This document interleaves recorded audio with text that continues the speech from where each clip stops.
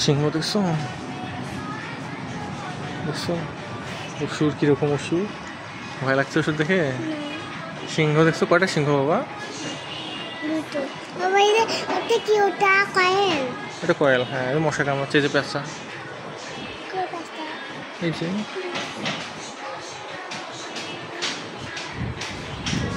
এই যে দেখো এই যে সরস্বতী ঠাকুর এই যে একটা অসুর এই যে দুর্গা ঠাকুরের মুখ দেখছো ওই যে দুর্গা ঠাকুর এই যে হ্যাঁ